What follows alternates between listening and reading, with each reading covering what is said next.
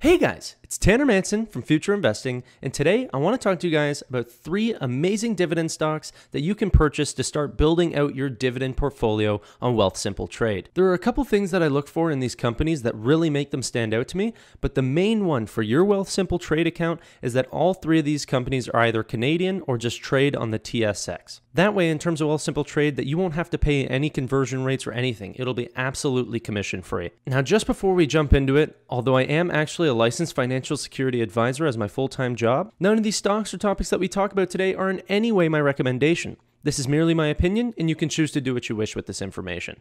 Now, if you could, hit the like button down below and subscribe if you want to see more content like this. Now, let's jump right into it. And for our first stock that we're going to talk about today, we're going to be talking about Manulife Financial Corporation, ticker symbol MFC on the TSX. Manulife is one of the leading financial service companies in Canada with over $1.2 trillion in assets under management. This also makes them one of the largest life insurance companies in the entire world. The company provides a wide range of financial protection and wealth management solutions, such as mutual funds, seg funds, life insurance policies, and all that jazz. The company mainly focuses on getting really close financial relationships with in-person conversations where they can, instead of just having a program tell you what you need, you can sit down and ask questions with an actual advisor and work out what sort of problems you have and try to find the actual solutions for them. Now, that's what the business does, but the actual financials of the company, which you guys hopefully came to see, is that the market cap of this company is around $48 billion.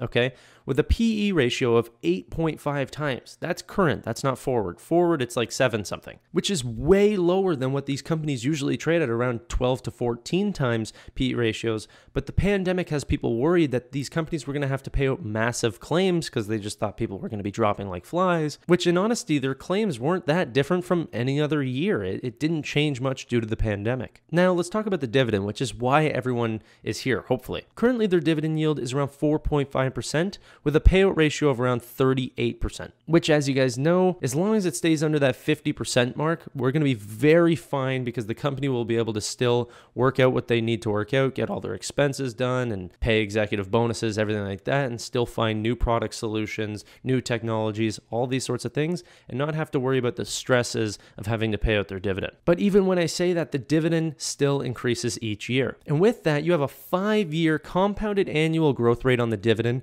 of 9.74%. And on that, there's 7 years of continuous annual dividend increases, with only 1 quarter back in 2014 that they had to cut their dividend for only 1 quarter. After that, it continued back up and continued growing again. It was just they were worried and needed a little bit extra cash to make sure they weren't going to fall into hard times, which did not happen. So if that didn't happen, the dividend growth would be even longer, but currently the statistic stands at 7 years, and it scares a little bit of people. But honestly, they are a very strong company. I think with a company with a forward PE ratio of around 7 times, you cannot go wrong buying a life insurance company. These companies have been around for 100 years, and they'll be around for 100 more. A lot of investors were worried that Manulife would have to pay out massive claims, and lots of life insurance companies, they all sort of dipped the same way and not recovering back to their norm because we're not out of the storm yet. But their dividends are only looking more enticing at these prices now before they recover back to normal. You know, if we can get in at these lower prices and then this company recovers back to whatever amount that they should have been, whether it's in the $35 range or something along those lines,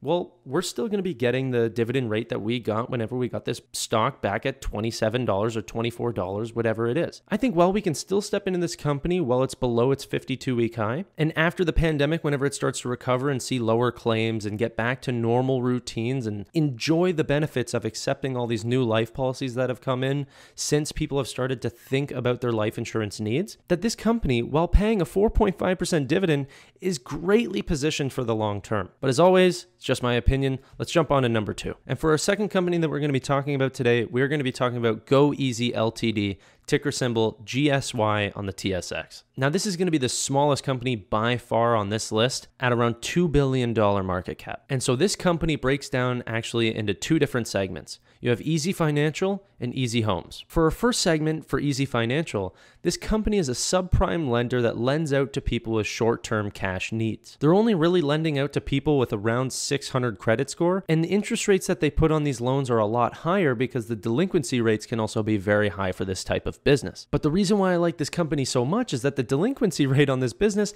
is only around 4.3%, which is outstanding. And they divvy out these loans from either their 400 different retail locations across Canada or online, for which 51% of the applications that they take in are done exclusively online, reducing the expenses that they pay so they don't have to pay rent or anything like that. They're only doing it specifically digitally, handing out the cash, sending out the check, and not having to worry about paying to keep the lights on and everything like that. Now, for their second segment, we're going to be talking about Easy Homes. This is actually how the company started. So they started as Easy Homes and then branched into Easy Financial, but Easy Homes is actually a little less exciting than Easy Financial. I find it an easier business for them to run, and they're actually seeing a lot more cash from it. But anyway, Easy Homes is a lease-to-own type of lending service that allows people to purchase products from them and pay them in slow increments for stuff like appliances for their home, electronics, computers, furniture, these sorts of things. So you can go out to either one of their 180 different retail stores or go directly online and shop for some $2,000 couch, but instead of paying for it $2,000 up front, you can pay for it the way you get paid. So you could probably pay $70 a week, and then they'll add their interest rate on top of that. You're happy because you get your couch up front, and they're happy because they get their interest rate on top and they can lend it out to you. And also a big part of their business is that they offer total coverage plans. So people pay extra, and the company has to worry about delivery, installation, repairs, and replacements of all the products that they send to you. So now let's jump into some of the numbers on this company, which are insane. So since March, they've returned a total of 500% since their lows in March to what they are today, which is their 52-week high, around $125. And for this company, they've posted a compounded annual growth rate on their stock of 38.7%. That's faster than Facebook, faster than some of the fastest growing tech companies in the last decade. And yet this small financial firm that is putting out insane interest rates and taking on super small delinquencies and working with their clients very closely are bringing in massive numbers for their shareholders. So what does all this mean? This makes up for 43 consecutive quarters of same-store sales growth. This would be their 78th quarter of positive net income, and 2021 will mark their 17th year of paying dividends, while their 7th year of continued dividend growth, which let's talk about that next. With a forward dividend yield of 2% and yet only a payout ratio of 20%, this company has a long ways to go with their dividends, especially whenever you count in how fast they're growing as well. And that growth is very real, with profit margins close to 30% and an operating margin on top of that of 35%. And even on top of that, with quarterly revenue growth of close to 24% and quarterly earnings growth of close to 67%. So not only are they making more each quarter, but even on top of that, they're making more out of their dollar. They're cutting their expenses and taking more for themselves each quarter, year over year. And now you must be thinking with a company like this that their PE ratio is stacked up because the growth is immense. But yet the forward PE ratio on this financial services company is only 12.8 times. And I'm not kidding. You could see it right here. 12.8 times is absolutely insane. It's almost like this company is positioned the same as Manulife or something like these, even though this company has massive growth behind it. So yes, it doesn't pay the 4.5% dividend yet, but if you own it, if you would have had that company back whenever it was $60, well, you actually do have a 4% dividend now. And you could have bought twice as many shares. And at the speed at which this company is growing, $125 might look very cheap. I could easily see this company going to like a 30 times PE ratio if this growth stays up. They haven't even closed in on all of Canada, and they haven't even been close to moving into another place like America or even going international at all. This could be a very large business, and this is the early stages of the dividend.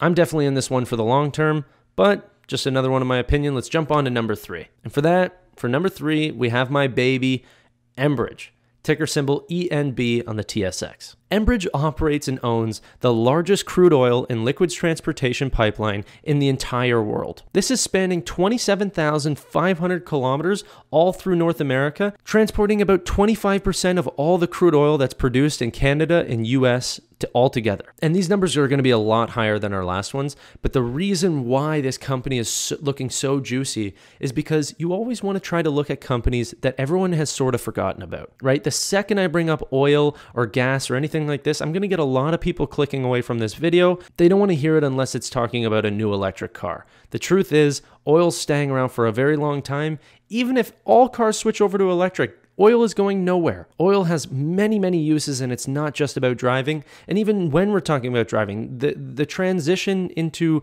all electric vehicles is going to take a very long time. So meanwhile, while that happens, let's talk about the company that I'm going to be sitting on for the next 5 years at least. We're talking about a company with a $92 billion market cap, a PE ratio of about 17 times, and a dividend. Oh, this dividend.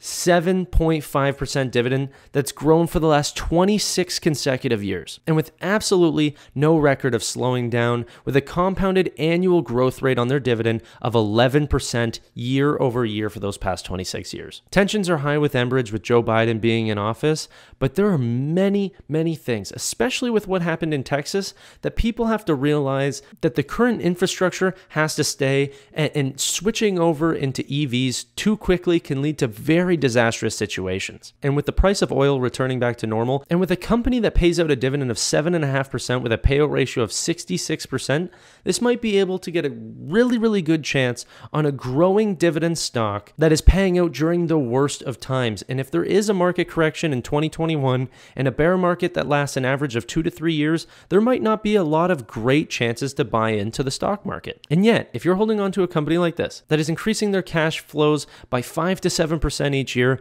increasing their dividends by 11% each year, and all the while their moat in the company that they're doing, because getting new pipelines down is nearly impossible, this business is not going anywhere. And corporations are fighting over the real estate of trying to be in their pipelines because it's a cheaper alternative than having to drive out that oil or taking a train or doing anything other than taking in that pipeline. It is the cheapest and fastest way to get your oil to where it wants to be. I think dividend stocks overall can be a very, very safe place for your money. Well, things are a little uncertain and valuations in the stock market are way, way overpriced. I think you might see a very good sign in a couple quarters to come that value stocks are going to be the new hot thing. Growth stocks can't keep up this level of growth without having to see massive profits, let alone revenue. I mean, some of these companies that are blowing up that everyone is investing in are pre-revenue. You look at Nikola, for example, which is just the hallmark of this mania, or Tesla or something along these lines. I mean, Tesla might stay propped up for a bit because of what's happening with Bitcoin and everything like that. But it's not like Tesla's going to be able to sell all these cars to replace them all to electric. Not only can people not afford them anytime soon, but they also don't have the production or the raw supplies to do so. Tell me what you guys think about the top 3 stocks that I had talked about. We're talking about Manulife, Go Easy, and Enbridge, bringing in 4.5% dividends, 2% dividends, but, growing like crazy, and also a 7.5% dividend, or if you've owned it a little bit earlier during the pandemic, way higher than that. And as always, guys, this is definitely not a recommendation. It's just my opinion.